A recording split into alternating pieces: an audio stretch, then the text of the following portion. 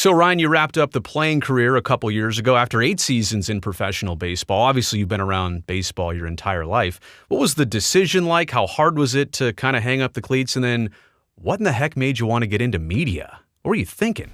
What was I thinking? It is a whirlwind, but you know what? I'm saying that you get stressed, but it is fun. There are some fun components in the media world, which I'll touch on. But playing wise, my background, like you said, got to play 8 years of professional baseball, and you get to a certain point and where it's opportunity, and are you going to be able to live out the dream that you want in the time frame you want to do it? Because let's just be honest, in the minor leagues, trying to get to the big leagues, they don't like their players being older. It's usually the prospects, and there's the time crunch, right? And I had some of my injuries, and in 2021 had some injuries, didn't play well with my opportunities, and in 2022 just came to the realization that it was time to move on. Now, did I really want to move on? No, it was tough, right? Because it's a part of you. I look back at it.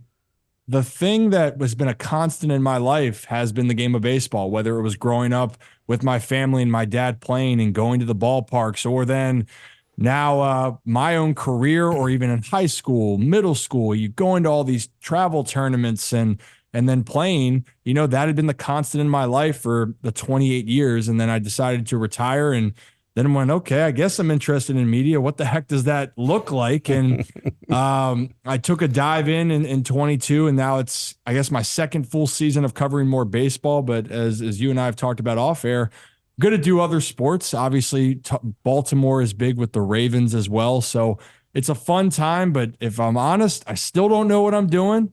But you know what? I'm okay with that. Do you think it's because, did your dad have a good relationship with the media? It's something like you witnessed growing up, and maybe how they covered his career. Is that what enticed you? Did you ever have an idea, or you just kind of landed in doing this type of stuff? Well, I think people will say that I am a talker, so I can definitely want to yap with the best of them. But in all seriousness, I always thought as players, there was always a disconnect sometimes between players and media members. Agree. And I always thought, well, you know what? I want to try to change that. And for me, playing and understanding being in the locker room, and I don't want to become a talking head that is going to be so critical. I want to be objective, but also give all the perspectives. And I want a place where athletes, when they come on, to feel comfortable talking. So we talked about with the Orioles and my connection there. I know about 90% of this Orioles roster because that's the team that I played with and those guys were coming through the system with. Right. And so, them on a personal level, and all I want to do when they come on and do, shows or podcasts with me, I want them to know that I got them, and it's a trust. And I want to show the world who they are on and off the field and give way more insight than just trying to criticize if you swung at a pitch in the dirt on an 0-2 count and you lost the game. You use one of my 2 keywords for everything I aim for. Insightful is one of them, and sensible is the other, right? I'm not going to go off the walls if something really good or really bad happens. I'm trying to be sensible about all the conversations and the way I approach things and the way I, treat people and talk to them. So, look, you've got the connections, you've got the resources, you've got the background as a player as well as your family. What are you ultimately trying to do in this space? Do you want to have your own regular show? Is it the YouTube channel? What do you see 10 years down the road for you and kind of doing this stuff? It's funny. I initially started doing the YouTube channel because of opportunities. We know it's a competitive market, right? Trying to do TV, radio, there's so many people that want to do it. And in Baltimore, when I was luckily able to get a spot to do a pregame show for 105.7 The Fan doing radio. This is now my second year doing it. But when I retired in 2022, I actually spent 6 months going in, not being paid, just going in and getting reps and trying to see if that would be an opportunity. And they believed in me, and they were able to, say, hey, we want to offer you one of the spots to do the pregame shows. So it was great, right? But TV opportunities, I had a couple chances, but it wasn't enough where I wanted to grow my skill set. So I said, all right, you know what? I'm going to start doing one-on-one interviews because I got to become a better interviewer. I got to get better with the communication side of, the media aspect. And then it blossomed into, I met a guy that I ended up partnering with the YouTube channel and also the concept of creating the Ryan Ripken show, which now I do it multiple times a week. And now that covers a lot of things Baltimore related, but we love, all sports and love the hot topics around the US. But it turned into that. And then, you know what? I don't know. It might be adding other elements on. Now I do one-on-one interviews. Just did it with the GM of the Orioles, Mike Elias, the owner, David Rubenstein, and I guess minority owner now, Cal Ripken Jr., my father. And that was interesting. I'm trying to loosen him up a little bit, but that's a hard task that I'm assigned with. But you know what? I think what I'm excited about is I don't have the exact answer, but I do know that I'm going to continue to expand, continue to do my show. And there are some things in the works to bring more and more people in, which hopefully for me becomes this media outlet that, people can really enjoy moving forward. Nothing like interviewing your dad, who also happens to be part of the ownership now of the Baltimore Orioles. By the way, Ryan, I think you and I are not in media for being insightful or sensible. I actually think we're only here for our looks. Can I just say that right now? Yeah, you know what? That's what they say. But even though people make jokes about it, they're like, hey, Ryan, you got a face for radio. And initially I didn't pick up on it. You didn't know what it meant? I'm like, oh, thanks. I'm like, oh, I get it. Yeah, that's one of the old media jokes. So let's talk about your dad and the ownership of the Baltimore Orioles. In the last couple months, the process of the sale happened. I suppose it really got the wheels in motion a couple months ago, but just recently the vote by the baseball owners makes it official. So your dad is an investor. David Rubenstein buys the team as the majority owner. I mean, what did it mean for the Ripken family to be involved with the ownership of the Baltimore Orioles? I mean, when I think of the Orioles, the Ripken name goes with it, just like in Seattle, the Griffey name goes there, or in San Diego, the Gwynn name goes there. I just think it's so perfect and so fitting. What was it like for your family to gain that connection of ownership? Well, it's funny when I said interviewing my dad, and you're right, it is an experience, to do that from a father-son component. But I know him, my entire life, and I know him through and through. And, if we're going to go back here even further to past my dad, my grandfather, Cal Ripken Sr., was a big part of the Orioles organization and helping them build what they considered the Oriole way back in the, the glory days. The golden age is what it used to be, where the Orioles were just producing talent in the 60s and 70s and even the early 80s. And so that's where it started. And then you factor in that my dad and my uncle Bill also played for the team. So there was a connection there. My dad obviously spent his whole career in Baltimore, played over 20 years with the team. And then, everyone thought that we were therefore associated, with the Orioles. And by I say we, him, this isn't me with it. It's special for the Ripkens because of what our family has done. But specifically for my dad, it became a part of him. We talked about the game of baseball, how it felt being a part of me. The Orioles are a part of my father. So when the opportunity came about, he was excited, but truly, I even asked him leading up to opening day, I'm like, hey, how you feeling? He's like, oh, I feel okay. We'll go to the yard, try to play it off, and then after that opening weekend and it's just him and I talking, and I said, do you still feel the same way? And he goes, this actually is very special. Yeah. Sitting here, he goes, I didn't think that I'd feel this way, but this is something that, means a lot. And it's because he cares about this Baltimore community and all the fans. And hopefully he can be a part of that group that can bring back a World Series title to Baltimore, which they haven't won since his second year in the league back in 1983. So it was a really special moment for him and my family for sure. David Rubenstein is the primary owner.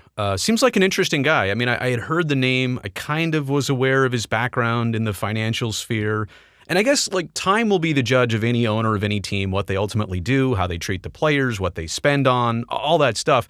But I'm just saying at the very start here, it seems like he's going to be really good for this franchise, for that team, and for the entire game of baseball. There's just something about him already that I feel like he gets it. And I'm not trying to be mean about any of the other owners, but not all of them kind of have his initial reputation. Yeah, you know what? I had a chance to sit down, like I said, interview him. And, initially I go, I've heard a lot of great things. Everyone that I've talked to, raves about him. And actually, I was at a event. It was the Mark Twain American Humor Award. They were awarding it to Kevin Hart down in D.C. Okay. And I went to the event, and the person that's hosting the event is David Rubenstein, who now has stepped down from being the chair, but just giving people the idea he's very comfortable with talking in front of people. He came out on the stage and gave his speech to open things up. But the biggest thing that David values is relationships, the community, and building that type of feel that we are in this together. And I think that's the part that's been so exciting. And I'll tell you what, he's very witty, smart, has a great sense of humor. And every time that we've had a chance to talk since our interview, I feel that all the time. And he's energetic. He wants to be down in the action, and he'll walk around the stadium interacting with fans because, again, community and relationships matter, especially to him. And you're right. This is no knock to any other ownerships around any other professional sports. But since we're talking about specifically with David Rubenstein, his goal, he looks at it from the business side. Investment, the teams, which we believe, a lot of people in the baseball world, this Orioles team can be very good for the next decade plus. That's the goal. But on the personal side, the fans, the community love the Orioles. They love Baltimore. And now he gets to come back home where he is from. People don't realize he is a Baltimore guy through and through, and he wants to be able to give back to the community and help them. Hopefully it's kind of dawning in a new golden age of Baltimore baseball. And not to put down the prior ownership, me looking at it from afar, there were a lot of family issues there. And what I do just want to point out is it just seems like the contrast of somebody with the right ideas, with the right background, the perfect background to come in and take over the ownership. What does it mean to the fan base? What does it mean to just the city of Baltimore to have the tables turn and go from volatility and question to now, this seems stable? I would imagine like it's one less problem for the fan base to have in the back of their minds. Yeah, it's definitely been with all the lease situations that were going around the stadium, what's going to happen with the team. It was just this certain doubt. But I will say with the Angelos family, over all the years, they've cared a lot about the community themselves, and they do deeply care about the Baltimore Orioles. But when business gets brought into the situations, obviously, and then you have a fan base where you get anxious. That's just the nature of the beast with sports. And obviously, Oakland has felt their own ways. But again, that's the worry. But for the Orioles and for the Angelos family, and I still think a lot of people need to give them credit, especially hiring Mike Elias and letting him do his thing to help restart this next chapter for the Orioles. And but overall, I think the end goal with the Angelos family and with David Rubenstein is that wanted to make sure it's going into the hands of someone that cares about this team and wants to continue to see them have success.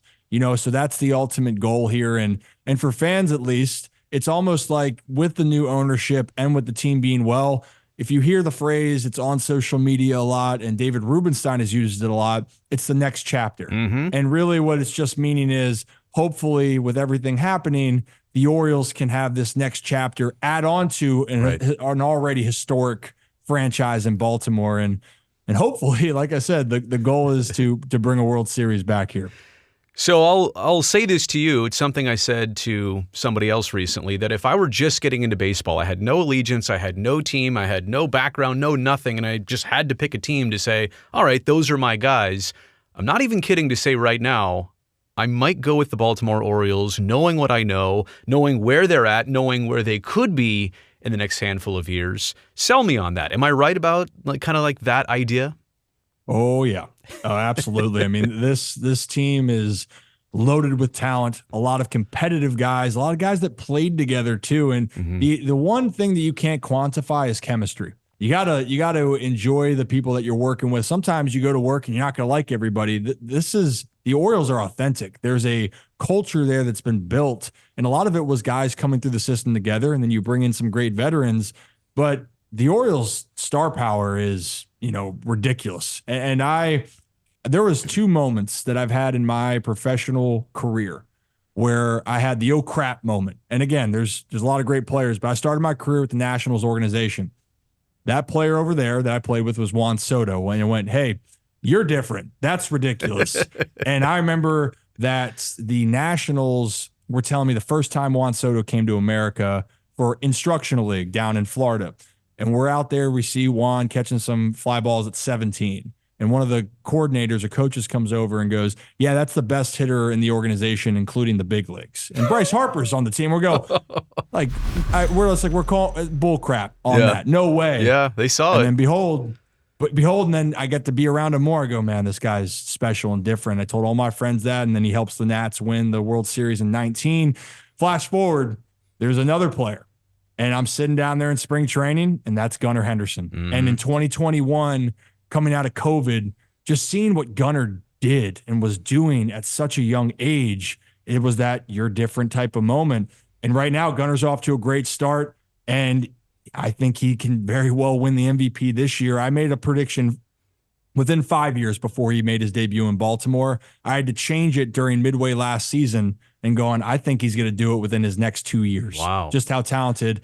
And then that's the tip of the iceberg, because then you look around at the rest of the team that has these veteran players that are playing extremely well. And then you have guys like Kowser, Westberg, and then there's other prospects that are sitting down there. Jackson Holliday is one of those that's trying to find his footing. So when you look at that, the abundance of talent is unlike any organization right now. So if I'm selling that, young players that it's not guaranteed that they're all going to figure out how to be all-star big league players. But I will say this, I think the Orioles have a better chance than any team out there with the blueprint they have to go out there and be the team to beat in the AL East for the next decade, and hopefully be one of the teams that represents the American League in the World Series. I mean, even if some of those names that you're mentioning there like pan out and they hit, not even all of them or most of them, even if some of them pan out, this Orioles team is only going to get a lot better. And you mentioned Henderson, who is the shortstop who's hitting .309 this season at last check.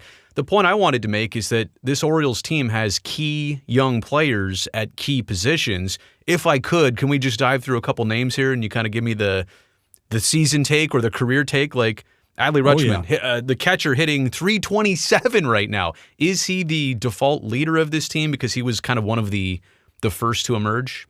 Yeah, you know what, people, if you look back when the Baltimore Orioles team in the big league shifted, it was Adley Rutschman's debut. Since Adley Rutschman debuted, the Orioles have not been swept in any regular season series. I preface that because they did get swept by the eventual World Series champs, Texas Rangers. But knock on wood. Knock on wood. But the Rangers, hey, by the way, I tell people this, the Rangers won 11 straight road games in the playoffs, which is just Beside that, they were the best team at the right time. Absolutely. They were the best team at the right time. But as far as these Orioles concerned, and one point I wanted to touch on when you said you don't know if all are going to hit, I look at guys when you have a lot of talent, it's almost like having lottery tickets. Right. You know, you hope that one's going to work out, but you don't know. Right. But the Orioles have a lot of lottery tickets, so they have a lot more chances to have a couple of them or even more than that pan out. But besides Gunnar Henderson, you have other guys, and this is why the Orioles are so dangerous. You look at their lineup 1 through 9, and you have Jordan Westberg hitting a lot of games in the 8-hole. And Jordan Westberg's up there almost near the leaderboard in home runs for the team, RBIs. He's just a gamer. Then you have Colton Kowser, that was the 4th outfielder going into the season trying to find his role, and he has been red hot, was the American Player of the Week, and then Jordan Westberg was the American Player of the Week after. So you have those players right there. Adley Rutschman obviously is the foundational piece that we mentioned that I tell people this. When I watched Adley, I didn't have any wow moment with Adley. And they go, well, wait a minute, Ryan, he's the #1 overall pick. I go, well, here's the thing. You get to the big leagues, you're usually good. Like you're either ridiculously good at one or you're really great at 2 things. Adley's just good at 10 different things. Like you go and look at his game and you go, oh, you're good at this. You're good at framing. You're good at calling the game. You're good at controlling the run game. Oh, you have a great eye at the plate. You are a good contact hitter. Oh, you can hit for power. And you look up and go, man, that's a complete player. That's Adley Rutschman. And he kind of reminds me in a sense with Buster Posey. That's the comp that a lot of people give him.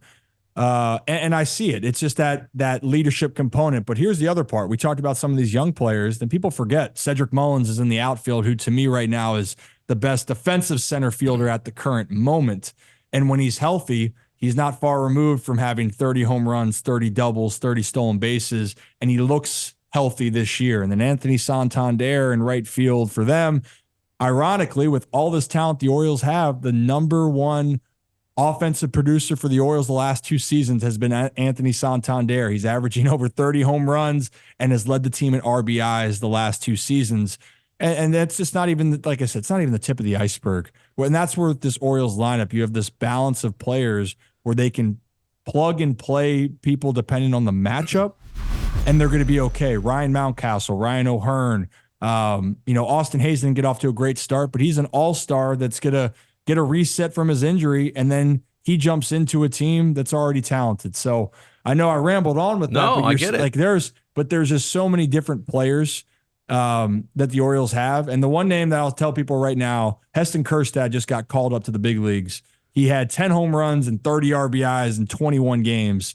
And this guy, for me, can challenge any of the Orioles' offensive power players. He can match them, I believe, and I think he's going to be a big part of the team moving forward. What you're doing right now reminds me of how I was with the Oakland A's maybe 2017, 18 or so, when you started to see it all come together. We got this guy named Matt Chapman. There's Matt Olson. Wait till you see Sean Murphy. Marcus Semien has already come together. This Ramon Laureano guy is pretty good. So I sense the excitement. I know why you feel it, because you're starting to really see all the pieces come together. I want to bring up Jackson Holliday, who you mentioned. Now, a couple weeks ago when he came up, made the debut, like #1 prospect in the system. Everybody's hyped, and we know his lineage and all that stuff. But at last check, 2 for his first 34. So it's kind of weird. On one hand, you know what he's bound to be. He's going to be a really good player, but he's going through this initial struggle that is atypical. It's uncharacteristic.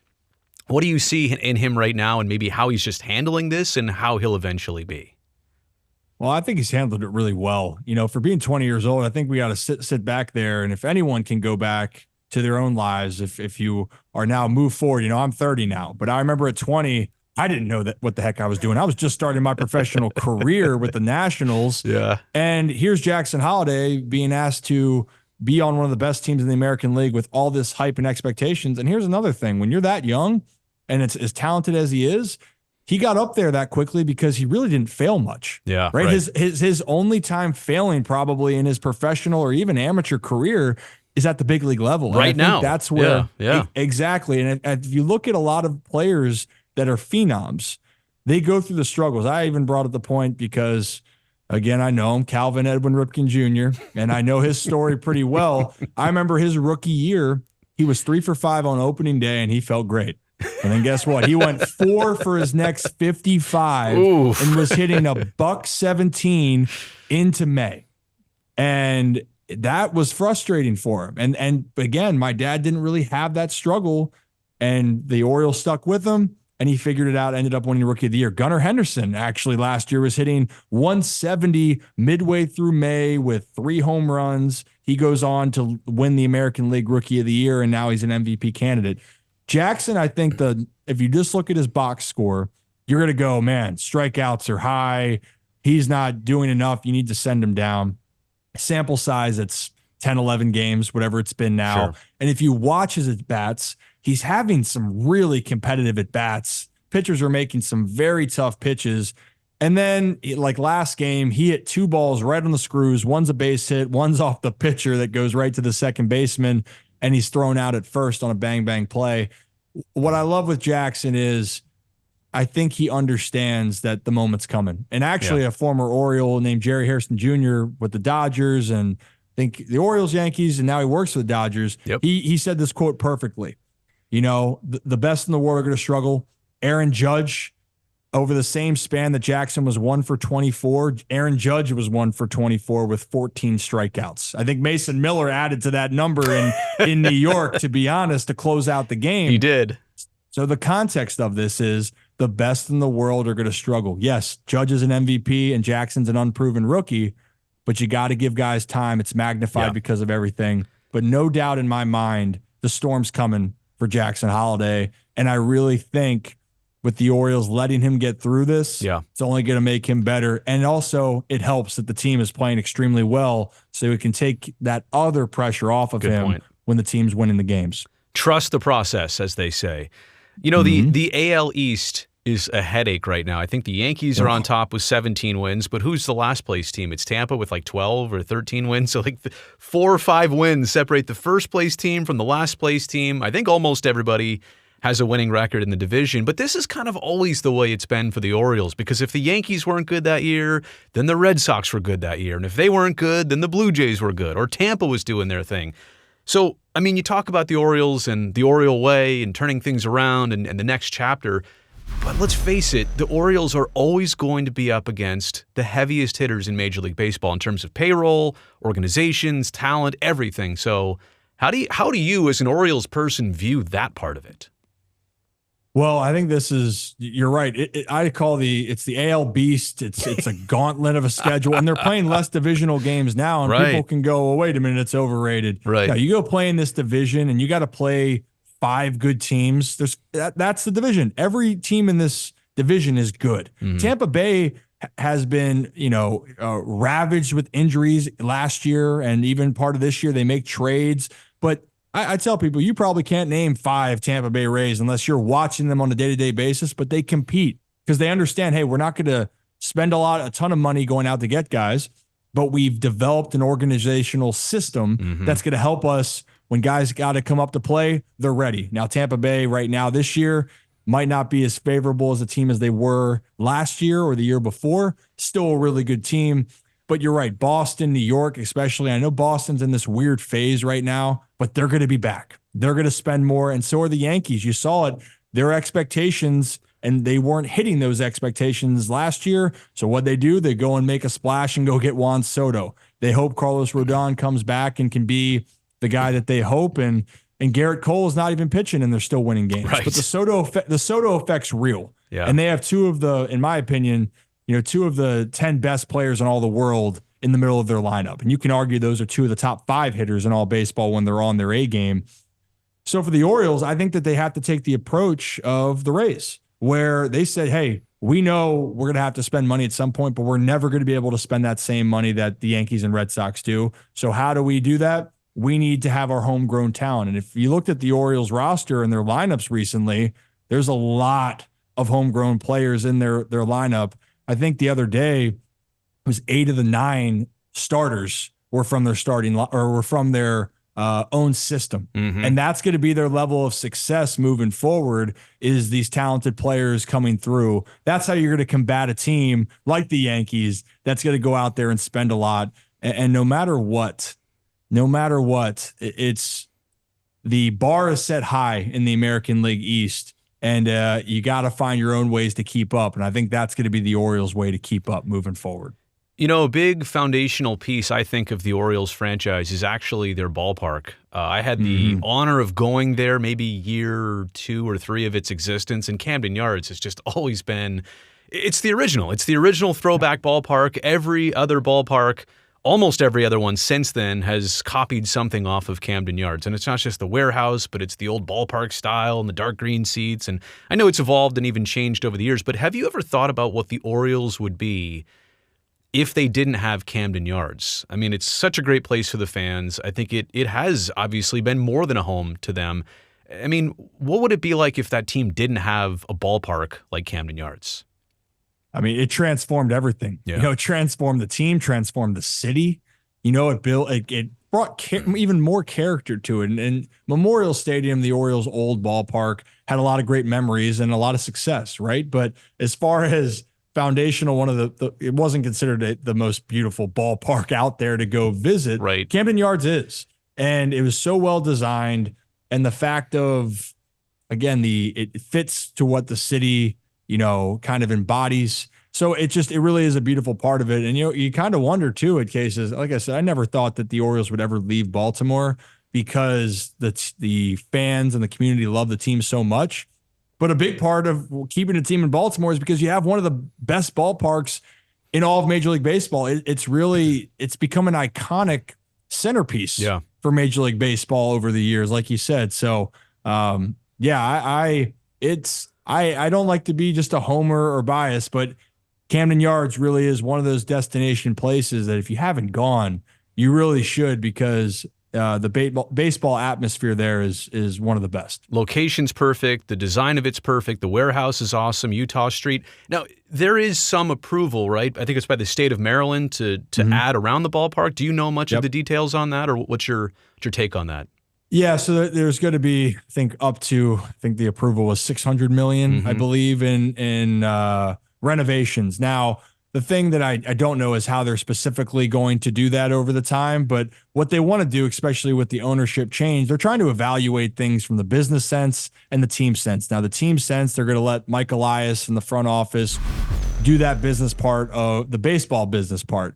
And for David Rubenstein, he's trying to evaluate what they want to do next. So I don't think there's going to necessarily be a rush to do it. They want to make sure what they want to do is right. And the biggest thing for the city of Baltimore is how do you want to make this an attractive place for fans and families to continue to want to go down into the city and enjoy. So I think that's going to be the goal. And then there will need to be some renovations, even upgrades, you should say, inside the stadium, because now it is approaching I guess, wow, 40 years the stadium's been, or no, sorry, 30 years. Yeah. 30 years. I was going to say, wow, I'm way too old. Stadium started I'm 43. So in 92, it opened up, Right. and then I was born in 93, and so that's where I was going, wow, my math's off, I guess. But anyway, it's been a long time, so there are some things that they're going to have to upgrade there as well. Stadium's beautiful, but definitely those are going to be the things. The overall message, though, is how do we make it better for the community, Right. and how do we make this something that fans, families from all over want to come see the Baltimore Orioles and the beautiful ballpark that they have. Well, I always appreciate doubling down on something that's great and has worked and just wanting to make sure that it sustains that moving forward. You don't have to move or go anywhere else. And this is how I'll end it on that note. I mean, from the Oakland A's fan perspective, this has been a really rough, last couple decades of stadium saga, but especially the last couple years in 2021.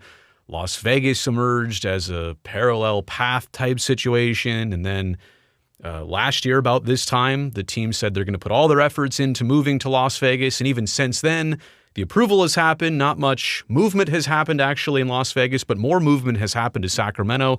Seems to me right now like the Oakland A's are done in Oakland at the end of this season, definitely going to Sacramento starting next year. And so, the Baltimore Orioles kind of went through a little bit of turmoil that you remember of maybe they'll stay here, maybe something else will happen. It's crazy from the Oakland fan side that it's actually got to this point. What's your take on seeing another team opposite side of the country? Maybe you don't have a lot of connection to it, but what does somebody like you think about this situation and a team moving after 50 plus years of playing in Oakland? Well, that's the thing. I hurt for the fan base. I hurt for the organization or the people that really have those deep rooted, connections within that city and community. That's where it all starts, right? And I mentioned Right. that earlier on about how the community is really what drives everything.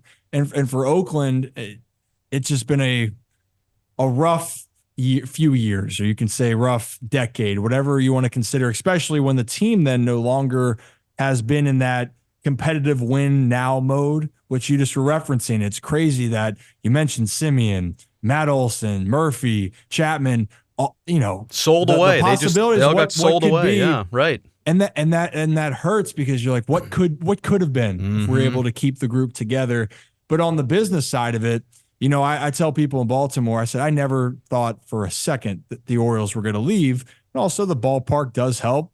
Out in Oakland, the Coliseum, that is not a friendly destination or place that is appealing as far as from a, play standpoint. It does have a lot of history, obviously, but it's different. But the biggest thing that I said is everyone's worry for the Orioles is a reality for Oakland fans. Mm-hmm. And that is that you could sense that there was change coming and there's nothing you can do about it. And so, and it's hard, especially, and I know I'll talk about it in so many different ways. For players, it's hard to play on a team where you can tell the priority isn't always to go out there and win. The players are going to go out there and do their best. It's their job. But that's what the Orioles were going through the last few years, where you're trying to figure out who's going to be a part of the long-term plan. That's number one. Second thing is you want to try to be supportive of the ones that support you. That means the fans. And you kind of feel for the whole situation. I know there's been former players that have been very outspoken about it. At the end of the day, it's just not. It's for me personally. It's a tough look for baseball. You hate to see something come to this. Yeah, that's just where I feel at the end of the day. And right now, I wish I could say the headache or heartache will be over soon, but it doesn't seem like it's going to be. There's so many more things that are still unknown. We heard you mentioned the plans. Yeah, these are the plans, but nothing's set in stone. Right. But the one thing that is that a team that's meant a lot to the people in the Oakland community is no longer going to be there. And that to me, that's who I feel for the most, is the people that have invested so much of their time and energy and life to a team that they love. And it's not often you have a major league team that's committing to a minor league ballpark for the next 3 years. It just doesn't happen in this day and age with how big baseball has got. And I remember, I think it was within the last couple years, the prior Orioles ownership had said, well, you like all these young players? We may not be able to keep them. We may not be able to move forward with them if we don't get some of the assistance that we want. And it was kind of that weird connection. And that's why I've always looked at the Orioles and the A's as kind of almost siblings in a sense. And the Orioles are different. They've got a better ballpark and they've got a different history, but it's similar. And neither team has won a World Series in a long time. And both teams are playing in some pretty heavy divisions these days. I don't know. I've always felt that connection that the A's and O's are not that far apart, you know? No, it's certainly. I mean, that's the part of it. If you look at the DNA of when the A's were having success, it was young players that they didn't have to pay yet. Right. You know, and that was it. And they were good. Yeah. So really, those are fun teams that the A's had, you know, going back even the last decade, right? So, you know, the Orioles are going to be faced with decisions, you know. Gunnar Henderson is going to cost a lot. Right. Grayson Rodriguez, Adley Rutschman. Right. And then your veteran players. Like, those are decisions you're going to have to make. And also, when you look at, you mentioned the AL, we already mentioned the AL East, but the AL West, I mean, Texas went all in. And not saying you need to spend all money to have success, but Texas went all in and they had the success. They achieved the goal. They won a World Series. So from a production standpoint, that there has to be a balance. And for the Orioles and A's, that is a conversation. And hopefully for Oakland, they can be back on the up and feel like they're competing for AL West crowns in the future. But that's the question where the Orioles are at now. They're going to be faced with those decisions very soon.